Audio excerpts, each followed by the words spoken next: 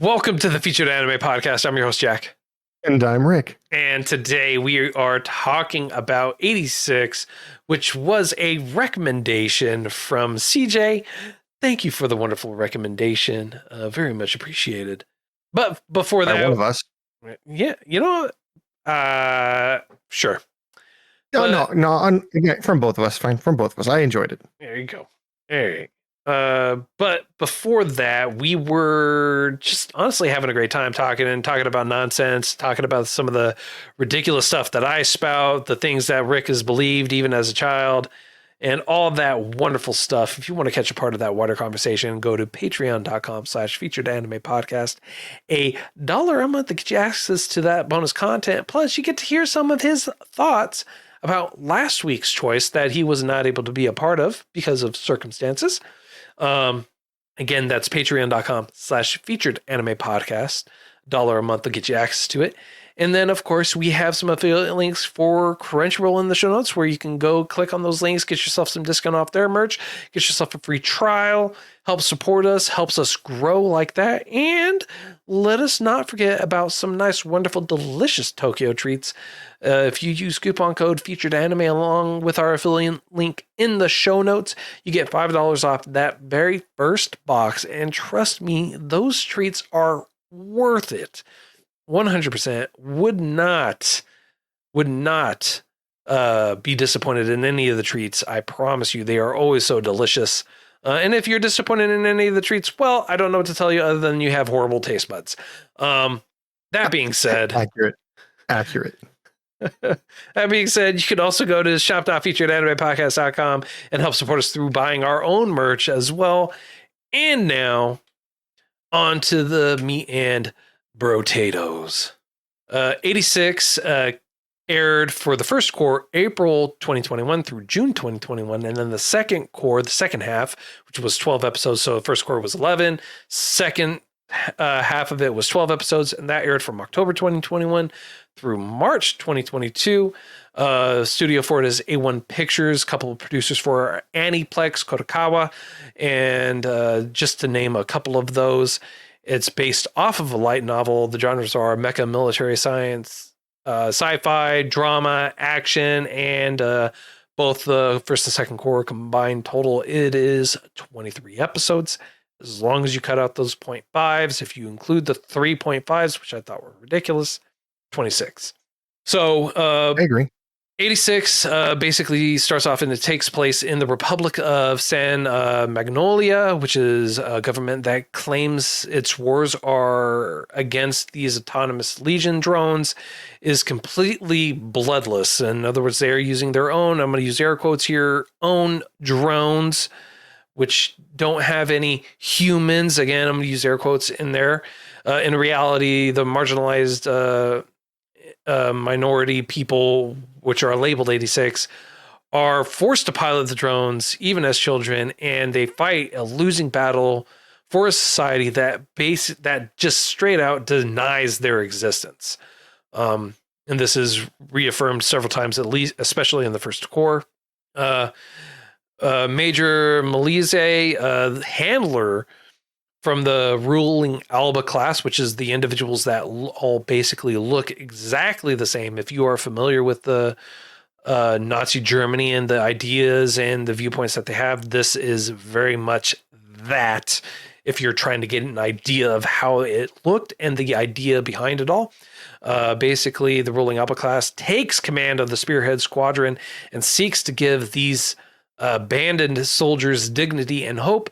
Among them is their leader, Shin, known as Undertaker, who is basically haunted young man known for his skills and the ability to basically drive everyone completely insane that comes across them. More information will come back about that in a few. Basically, as Melissa, or Lena, as she likes to be called in Shin, form this connection and bond. She tries to bridge the connection between them, but they most basically confront the horrors of war, systemic prejudice, and the personal cost for them on survival.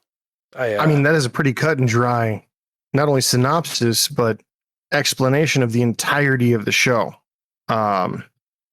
So I'm gonna come out and say it.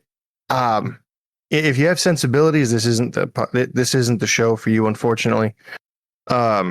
Because it is very reminiscent of extreme views. Yes. So in case anyone doesn't know, a lot of Japan and their work and everything like that is heavily influenced by Nazi Germany, simply because of the infrastructure and stylization behind it, which is why you see a lot of that kind of echoed and reflected in a lot of the modern works, especially in anime. They don't necessarily mesh with our ideas or in our ideology, especially when it comes to a lot of it, or they share their sentiments when it comes to a lot of the stuff. Yes. But yes, the Republic of Some Magnolia very much is basically Nazi Germany, 100%. Like, everyone has specific look. Everyone looks the same. They have a very specific hair color. If you don't have the hair color, you're out. If you don't think like them, work like them, or anything like that, you're out. And it doesn't matter if you're a kid or otherwise. You basically it is Nazi Germany in so many fashions. And I would say they've taken it to the logical extreme, because at the very least, in Nazi Germany, you had groups of people who were not identical, who were spared the cruelty of the camps and whatnot. Whereas here, they're strict as all get up. If you didn't have silver hair, certain color eyes, this. If you anything, you were out. Well, to be fair, in all honesty, Nazi Germany was actually very strict. A lot of the people who lived and survived in Nazi Germany, who were Germans, talked about it. They were afraid they would be prosecuted, and thought 100%, because if their nose was too curved, if their hair wasn't the right shade of blonde, if their skin wasn't just the right tone, or anything like that. Correct. Yes. And no, I agree. But yeah, no, this takes it to an absolute extreme where everyone almost is 100% identical, regardless. Like, everyone has the exact same hair color. Everyone has the exact same skin tone. Everyone has almost the exact same facial features in some fashion. Yeah. And somehow there is no incest. That's okay. Sure. Not quite sure how that happens, but sure. Genetics. Sure. Well, as I say, they got a wide group to start with, and it didn't happen very long, I'm sure. But either way, they had derogatory terms for anybody not like them, and vice versa. Those that weren't like them had derogatory terms to them. Ironically enough, it was the same term. Yes. Pig. Yeah. Yeah, everyone called it everyone pig. Well, to be fair, right? The only ones that viewed those individuals as pigs, they didn't view them as human in general. Yeah. And as far as anyone else was concerned, they weren't alive. So the 86 individuals, the 86ers, basically those in District 86, were forced to pilot these very basically rickety tin cans, these boxes of death, so to speak. And these metal coffins. Yeah, they were built for maneuverability and damage output. Glass cannons, for lack of a better way to put it. Not even necessarily damage output. It's not that they had massive damage, because they had to, in several instances, get close to be able to do any kind of damage, especially when it came to certain things. They just had different.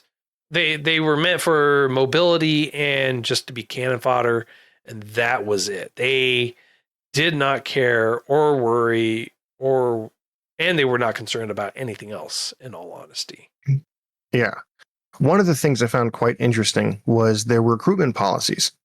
Even though those of the 86 were, for lack of a better way to put it, disparaged against, they still signed a contract saying if you survive 5 years on the front lines, you get to go inside and be part of, society. You can earn your way in. And in the history of the program, nobody's ever earned their way in, because then you get close enough, when you get old enough, if you survived that long, basically you get moved to the spearhead unit. Basically, it's after 4 years. Once you hit 4 years, you get put into the spearhead unit, or the basically the last line of defense, and then you're thrown on suicide missions constantly. Yeah, ones you're expected not to come back. And then they do have a fail-safe suicide mission that no one ever returns from when they're like, all right, we just have to finally end this now, is what they end up doing. It's like, guys, that's not cool. You have a higher chance of success walking over live lava in a volcano. Yeah, most of the time. Most of the time, yes. With the exception of like one. Yeah. One out of whatever. And our main protagonist is known as the Reaper because I don't know did he take it upon himself to do that? Did he? Yes. Okay, so it was a self-appointed, I'm better than most, so I'm going to take you with me. Meaning I'll survive. No, not even that. No? The reason why he started doing that is because he learned what happens if you don't actually, and I'll say this bluntly, put a bullet in the head, even for those who have died. If the head is still basically there, you have the chance, the opportunity to come back, but you'll just end up coming back as a legion because they use your mind, they use your head for it. And so he took it upon himself to make sure, because this is what happens to his brother, and you find this out in the first core, so it's nothing major, no major spoilers. You find this out about halfway through the first core, that his brother's head was taken, and so that's why he's doing that. He took it upon himself to make sure that no one else's head, at least for the people that he knows that he's around working with, that no one else is going to have that happen to them, because it's horrible. You're basically being twisted and bastardized to where you are fighting the very people that you were forced to protect, or that were protecting willingly. Both are very possible options. And in Shin's brother's case, he was, in a matter of speaking, like still viewed himself as a member of the Republic, despite what has happened to him. Yeah, he doesn't want to fight, but he doesn't really have a choice. Like your last strong emotion is imprinted, and it's one of those things that you're overcome by a rage, it feels like. Yeah. And you think you're doing a good thing. Like, for instance, the exact terms I think were used were, I'm going to save you, but first I have to rip you from that weak mortal flesh. Yeah. And so basically his view of saving his brother is killing him and making him part of his friend group, so to speak. Yeah. Well, because that's the general portion of the programming side of it too, right? They don't retain everything that's 100% them. They still have some of their personality and everything else, but when you become a part of the Legion, you want others to become a part of the Legion, because that, in your mindset, or in their mindset, I should say, is how they're going to protect and save them, by assimilating them into the collective, like the Borg. Yes. Yeah, they just like the Borg. One of the things that I was impressed by was the technology, the base, the advances that they seem to have just been making left, right, and center, technologically speaking. And somehow, some way, they assumed, not somehow, some way, they had good intel saying that, this war can only last for so long, so it's a war of attrition at this point, not necessarily a war of who's got the bigger guns. We just have to keep throwing people back. Very much like Futurama's Zat Briggan, who these killbots had a kill limit, so all you have to do is just keep feeding them bodies until they reach their kill limit, then it'll explode. And that's how you win, kind of thing. And that's kind of what they're doing here. But one of the things that kind of confused me, and I'm hoping you'll be able to give me some illumination is not the correct word, but if you could give me some insight. Why was he one of the only ones able to hear the voices, or was everyone able to hear the voices of Black Sheep? So it's not just the Black Sheep that they could hear the voices of, or that he could hear the voices of. The Black Sheep just tend to be very prevalent and louder than most. And the reason why I say this is because he had psychic abilities, and that's what they based the technology on. That's what they talked about. That was the basis of the technology for them to be able to communicate just by via wirelessly. So the thing that she would put on her neck, the thing that they had on their ear, was basically a form of telepathy. Yes, in a manner of speaking for it. So That is why. And that's even in the second core, they even have it stamped as psychic. He is psychic. Mm-hmm. And that's how they're able to do it. And they even talked about how other people are able to do that. The reason why he's able to hear the voices, even when they're not even stronger than black sheep, is because he's psychic and they're sending out the brain waves, the mind waves, the thoughts for it. And that's how he's able to hear them. That's how he's able to know that they're coming even before anyone else, is because he can hear the voices of them coming. This is kind of this is something I thought about for a while, and I don't know if it's just a morbid happenstance or if you think this might be a thing. Judging off the fact that they're able to assimilate new people and new things, right? Do you think it's possible that the only reason he's able to hear them at all is because they assimilated his brother who had similar abilities? No. Well, hear me out. So originally, the only people who had these abilities was their mom, the brother, and the son. And they used that to generate the technology, like you said. But before that, it wasn't ever specified, but I'm not sure if he was ever able to hear the voices. Yes. Of the machines. But once they assimilated his brain, they all started sending certain brain waves that he was able to read. Correct. So is that possibly because the machines copied the brain? No. Has nothing to do with the machines. Has everything to do with him being psychic and the fact that they were using human brains long before his brother. So they never confirmed his brother either. They never confirmed his brother to have that ability either. You could. Oh, I thought they did. I don't remember them confirming it, but you do also know that his brother wasn't the only one, and that he wasn't the only one that had that ability. There were others, and there were others that were talked about as well, and it was a very specific group of individuals that had this ability as well. But it had nothing to do with. I have a misunderstanding then, because for some reason I thought that only his mom and the boys had that ability, which is why they were singled out for the technology. The boys were drafted and sent to fight. Had nothing to do with the technology. Like no, they also had a lot of human testing and things like that where people died as a result of after the fact. Yeah. No, even while they were not after the fact, while they were developing the technology. And that's why the one girl's father killed himself, is because while they were developing it, they had to use a bunch of children test subjects that were of the 86 variety to try and figure out the things. It wasn't after the fact. They didn't develop the technology and then test it. They had to develop the technology and test it to make sure that it could work.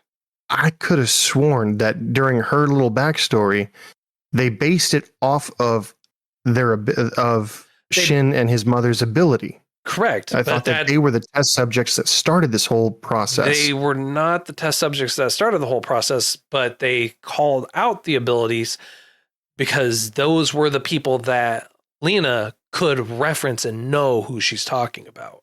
Okay, my bad. I was going off of the basis that they were the ones, once they found out they could communicate that way, they isolated the ability and then used others as test subjects until they refined it. Because as you were right, the other ones kind of overloaded everything and died. Whereas now it's more refined. And yes, if you take somebody over, you can see out of their left eye, but you go blind temporarily, I guess, permanently. I don't know. But yeah, like damn, how did I miss that? Miss what? Well, the fact that it was more than just more than him, his brother, and his mom that had the ability to communicate telepathically. Well, yeah, and they further confirmed this in the second half as well, where they talked about, there's this group of people that actually can. They thought they were all gone or whatever else, but there were certain makes sense because, but yeah, there were certain lines and specific individuals where they could do this, and it was not just Shin, but they had others, and this is again confirmed with others as well, like the queen, the queen, princess, whatever her knight, which also apparently they're related. No, the last name clan. Yeah, he goes, oh, that's the so and so clan. How dare you take my whatever. Yeah, well, yeah. I thought you were talking about the queen and Shin, or the empress as she calls it. Yeah, no, her knight. No, So, no, but yeah, the night, and yeah, I could totally see them being related, especially with them having the same portion of the name and having the same abilities and everything else. I could totally see that for it, but yeah. Yeah, but I guess the easiest way for me to say the first half is very heartstringy, and like they tugs at your heartstrings a bit, and a lot happens. A lot of the heavy lifting for the whole season, first season, both cores, is done in the first half. And good lord, do they make you feel for certain characters, and then when you assume they pass on, like the Fido, the puppy of the group, it's a robot. It's not a real dog. Obviously, it's an anime. Nothing's real. Yep. But in here, Fido is very dog-like, very loyal, very this, very that. And unfortunately, around episode 8 or 9, Fido passes away. And like via explosion. And the ending credit scene just was extra dust, if you will. It wasn't 8 or 9. You're talking about again in core 2. No, it was the first one. It wasn't episode. It was the first core. He Fido doesn't die during that portion of it because they already had long since passed the portion of the suicide mission where they were in Legion territory. Fido dies. He leaves the box there with Fido, and then they continue to journey on. And I know this because the Federacy put the other dead juggernauts there along with Fido, leave the box, and erect a monument there. But it wasn't episode 8. I believe you. But it wasn't episode 8 or 9. It was episode 8. Are you sure? Because episode 9 is when he fights his brother. Yeah, but Fido doesn't die when he fights his brother. He dies after the fact. So, okay, yes. maybe. Yeah, because remember they take Fido on their journey off into the sunset afterwards. Yeah, which is after that. That's a special. Okay, so yeah, why did I think it was 8 or 9? There's a lot of heavy stuff. Okay, yeah. So a lot of heavy stuff is happening so early on, and I remember looking at the episodes going, there's a fair amount more. Like, hey, you know this what? Can't be the end. Right. No, it could, for sure, it can't be the end, but you know what? It also could be, it could be the last episode, right? Of the first core, for sure. I mean, like, it's only 11 episodes long, so for sure it could still be in the first core. It could have been episode 11. It's possible, yeah. I don't. Anyways, it happens after he fights his brother. It's kind of irrelevant, rather. But they have a lot of moments or points where they kind of have that gotcha, where you feel like, oh, this is the end. Gotcha. Yeah, they do that a lot. Yeah, they do that a horrific amount. Almost, I would even go so far as to say a vindictive amount. Yeah, CJ says, it is at the end of the first part is where they do it at the end of the first part. Okay. All right. Well, I made the mistake. I apologize, but I do remember. I'm double checking the para raids right now, and just to make sure, because that's like I could totally be wrong, and it's like and yeah, they tested you're right. it. It's episode 11. Spearhead comes to the end of their long road and their new journey. What I'm saying is that you're right. Because I double checked, I looked it up and double checked, and I said you are right that the technology is based on Risha, Noza, and Shin's mother, and they began experimenting on Shin and his brother using early prototypes to tap into the latent abilities like the Micah family's telepathy. So there were others, but they were the foundation for it. Sweet. So I want everyone to mark this down. It's the first time I'm right this year. No. Might be the last. No. Honestly, it just makes me not want to say you're right every time you do that. It happens so rarely. It happens so rarely. I got to celebrate. Every single time we talk about it, every single time I have to tell you it's not rare, every single time I have to say you need to stop doing that. Because I will just straight up, I will rewrite history to make it so that way you're wrong. Write a petition. It'll make it happen. Exactly. All right. So But Right, yeah, so it happens at the end of the 11th episode, but like it's just heartstrings are getting pulled because you're like, oh, this poor puppy, and then you've got its recordings, you've got its memories, it's yes, candid moments, if you will, that makes you just go, oh, this is bullshit. Why? This is baloney. How dare you? Yeah. These people are already dead. Why are you making me relive precious moments? They do that a like lot this? in this show, and that's the one thing Oh, they do. that is kind of irking a little bit. I would guess you could say. Really? Yeah. Okay. Because it felt like every 2 or 3 episodes they were replaying a past event where someone was dying, and then they're mourning them for the 3 or 4 more episodes, and then they relive past events with them again, and then they rinse and repeat, and they keep doing that again and again and again and again. I definitely did not make that connection, but at the time, when you say it now, yeah, there was build up for like maybe 5 episodes, and then they drop the hammer, and then sometimes it sticks, and sometimes it's a fake hammer. Yeah, it still hurts just as much the first time, but then you realize, oh, it's just plastic, not metal. Okay, I can survive. Oh man, it happened again. Yep. It is definitely a roller coaster of emotion, for sure, and it's a dang good anime. It is Something, yeah.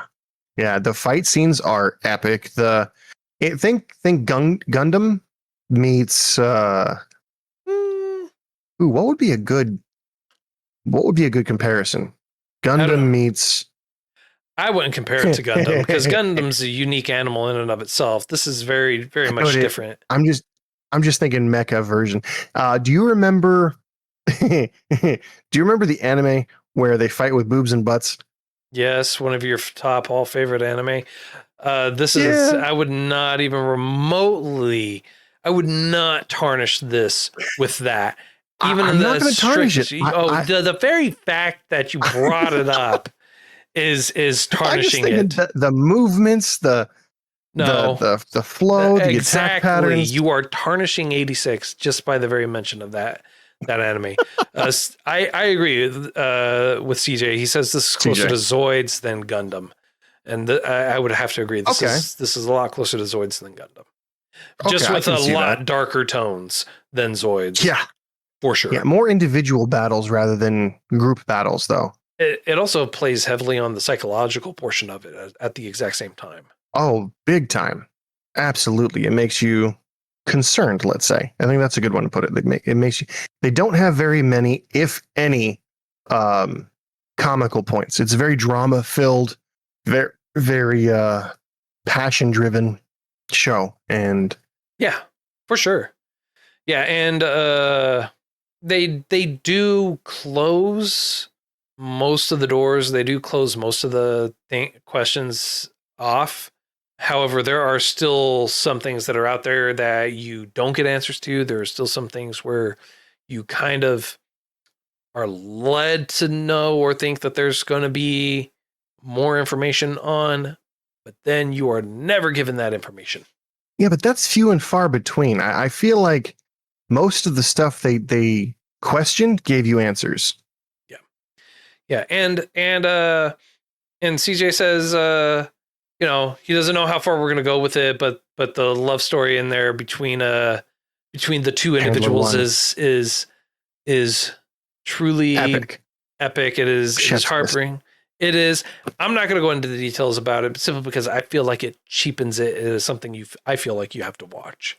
I mean, I agree with you to a certain extent. I will go so far as to say I don't think I've seen a better love story in any of the anime we've done, and we've done some awesome drama shows. Indeed. Indeed. Yeah, and again, this is not strictly classified as a romance anime, but this is much this is a love story that is true to its essence in ways that is very tastefully done. That you can't go wrong with it. To be fair, yeah, like in its origin, there's definitely a disparagement. There's an unbalanced power scale between the two, because obviously one is being told what to do and the other is doing what they're told. for the most part. And the way they go about shifting that slowly, naturally, almost, it the way that they humanize the characters, going from an object to relatable. Does that make sense? Like it's we as the observer see them as human, but the transition from, oh, you're just a name on a page, to I care if you live or die, it's slow. It is very well done. It takes maybe 3 or 4 episodes. Yeah, and it's not just, they don't just, I would say that is in general overarching, not just for individuals, but it's like in general the mentality for Lena. In general, her growth is just monumental all the way through. And then you get to the second core, and I feel like this is where it kind of fell flat for me personally. And I understand why, but then you just see little tiny snippets for her. You don't see a lot of the story for it in general. And then you see kind of a little bit how she's treated by others or the viewpoints for it, and how she just at that point, with her evolving character growth, mentality, and viewpoints from how she started off in episode 1 to basically the second core, to where she says, you know what? I don't care what you're going to do. What are you going to do? Get rid of me? Send me to the front lines? Do it. I don't care. Yeah. I don't care. I'm just going to, and she just straight up just does everything that she can at that point to make sure that her people are taken care of. And the awesome part about the whole thing is, you're right. She's like, I'm the best at what I do. Try to replace me. Yeah. All of my achievements are boosting you, are vaulting you into a higher echelon of power. Mm-hmm. So yeah, go ahead, take your golden goose away. I'm going to keep doing what I'm doing for as long as I can, and you're going to keep me for as long as you can, because I'm damn good at what I do. Yeah, and everything I do makes you look good. Yeah, and they call her the Bloody Queen, if I remember correctly. And basically the 86 that she ends up taking charge of too, all view her the exact same way. They because she goes out of her way to make sure they're taken care of. They have ammunition. They have all this other stuff that no one else basically gets. She makes sure that her team, her people, are taken care of to the T, that they basically, it's like, you may be one of those individuals, but you know what? Because you literally are on the inside doing everything you can to take care of us, to make sure that we are living comfortably and we are surviving. Boom. Yeah. Yep. Yeah. You might be an individual to, like, as a number, but you're an individual as a person. Yeah. To her. Indeed. And it is her. I'm not going to say her transformation, because it really isn't a transformation so much as it is a journey for her.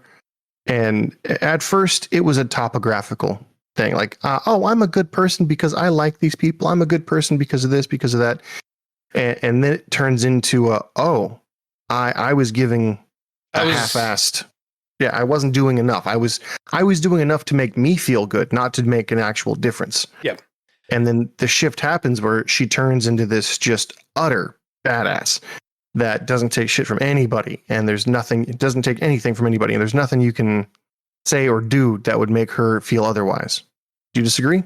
No, I do not disagree. So, yeah. No, for sure. I mean, like, honestly, we could, in all honesty and genuinely, go on for a while. Yeah. For a really long time. I really enjoyed I'll end with this part. I enjoyed the fact that the weapons, for some reason, the weapons did, or the weapons, yeah, the Legion did advance quite a bit, but they never really went airborne, except for small, like, butterfly type machines. Like, they never really did atomic weapons. They never really did flight. Well, they had a railgun, kind of, sort of. Okay, so to be fair, right, you're talking atomic weapons and everything like that. There's different types for it. All right. So to be fair, you could classify the railgun and the damage in which it was doing, especially when it dropped its bombs. You could classify it as such. I thought those were just mortars. Like long range, yes, but like I didn't really identify that as a plane of some. And the one plane they did have could go like 3 or 4 meters off the ground. Well, no, it could go higher, and they show that it goes higher. It's just it was designed to go that high above ground, so that way you can avoid tracking and being seen. Yeah, I just figured like it would make more sense if your ground units could fly, and if there's nobody in the cockpit, you wouldn't have to worry about G-forces or limitations. You could just make this super amazing unit that just bombards everything. And we already know that they have bombs on them. Like they have humanoid things that rush forward and explode on contact. And if you really didn't care all that much, just a Gatling gun of that would have won with minimal effort. Am I wrong? Do you think differently? No, I think it's good. So like, if I had to say anything, I think if I had to say anything, that would have been my your one bugaboo. If I had to say anything, yeah, my one bugaboo. That would be it. So, other than that, I loved it. Yeah, the development, the character development, among everything else, was just flawless. I'm not sure you could have done a better job with what they were given. The music. I'm not sure what that's supposed to mean, but I can't do a lot with what's given. So there you go. Fair enough. Fair enough. It's like, I'm not sure. It's like, I know for a fact it would have been worse if I was given what they were given. So there you go. Let me just put it like this. Okay. Yeah. I loved it. I mean, yeah, it's an amazing show for sure, to say the least. And it's well worth the watch. I do wish and 100%. Hope that there would be a season 2. I mean, like while it does give a solid ending, it gives a nice solid closure. It is given enough leeway as well in terms of story and plot to where they could easily come back with a second season. Do you think they could recapture this glory in a second season? I think they ended it right when they should have. They ended on top. Like it was beautiful. It was concise. And I feel like it'd be very difficult to follow up on that. No, I don't feel like it would be difficult to follow up on that if they do the intro correctly. That's fair. That is okay. I could see that, because they could also do. I mean, like there's several ways that they could do it, and several ways that they could screw it up. And big time. There's many more, numerous more. So for sure, this is going to be something along those lines where, yeah, they could do it, but like it's gotta have a solid banger of a beginning to really kind of tie it in and make it flow seamlessly. Otherwise, you're just kind of SOL. Yeah, I agree. Yep.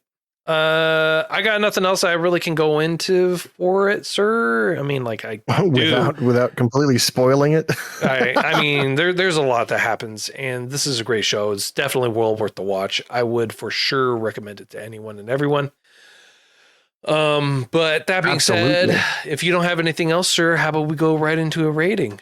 I agree. My rating is a solid 9. It would be a 10 if for the few flaws that it had. And we've discussed those already. But beyond that, like a solid 9. Solid 9. And you? I give it an 8. It's a good solid 8. Yeah, I give it an 8. There were some points and it just kind of like irked me the wrong way. There were some questions in there where I just wish they answered more in general. There were a couple of parts in there where I just felt I kind of understand why they did it, but at the exact same time, I feel like it wouldn't have hurt by leaving them out. Mm-hmm. To say the least. Okay. And then you're also kind of there are some flaws in there that just kind of irked me the wrong way, and I'm not going to go into details because it's not a discussion that's really, in my opinion, needs to be had at this point. Fair in time. Enough. But next week's choice, it's going to be next week's choice. We're going to be talking about a recommendation from Goose. Goose. And it's Rokudo's Bad Girls. So I'm gonna kind of looking forward to it. Kind of interested to see what it's about. To say the least. And yeah, that's all I got. Unless you have anything else you want to say. No. The one thing we didn't touch on, I'm sorry, but one thing we didn't touch on was the shift that our main character goes from not caring if he dies to genuinely caring. And I thought that progression led it up to an easy 9 for me. So the only reason I'm adding it now is we didn't talk about it at all. We talked about the love story. We talked about a few other things, but I mean, it occurs to me he goes from almost suicidal to he's got a reason to live, which was awesome. The reason why I gave it an 8 is because that change, that shift was so jarring and quick. Really? You saw it as quick? It didn't come about until the end. Like, he had that mentality all the way up until the very end, and everyone else held largely the same mentality all the way up until the very end. Huh. I looked at that as, in my opinion, there is a reason why. There is a reason why I said there are things that I didn't like about it. I will not go into details about, because that is an entirely other separate discussion that could go on for a long time. So we will end with the fact that I disagree with you and you disagree with me, and that that's perfectly fine. Exactly. That we are okay with it. We are comfortable in our disagreement to know, hey, it is what it is. You loved that change and shift and the progression for it. You far better than I. I didn't like the change and shift, and at least in how it was approached in that regard. And that is where we're going to leave it. If you're okay with that, sir, I'm okay with that, sir. Okay. I was going to say, the reason why Goose says we need to watch Rokudo's Bad Girls is because it's a good show that left him feeling good by the end. And it reminds him of older animes where things work out in a way to make you have that feel good ending. And the reason it's being recommended was the genres he saw were action, comedy, drama, harem, not lewd, romance, school, Sojin, superpower, supernatural, and he thought he thoroughly enjoyed it and could not wait to continue the episodes. Music was solid, just made him happy to listen to, and it's the same anime, or it's the same as watching the anime. Oh, I do want to point out there he did specifically call out and state not lewd. Good, very good. So. Yeah. Well, that's all the time that we have for today. If you feel like we did it too much justice, not enough justice, plain old got things wrong, feel free to let us know. All the contact information is available in the show notes, as well as on our website at featuredanimepodcast.com. And until next time, I'm Jack. I'm Rick. And we'll see you next time.